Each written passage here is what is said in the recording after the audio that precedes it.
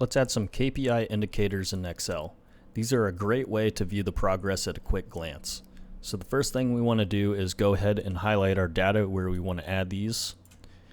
Go to conditional formatting, and now we're going to go to icon sets. Go down to your shapes, and this will give you the basic shapes for it, but we're not done. We need to go ahead and manage our rules because otherwise we might have some issues with our data. So go to your manage rules and double click the icon set.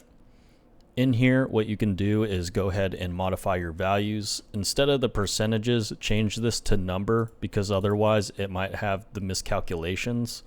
So when it's green, we want this to be above 80%. When it's yellow, we want this to be greater than or equal to 50%. And then everything below 50% will automatically turn red. So we can click OK and then apply, and we click OK. So we notice our greens here, our yellow here for 72%.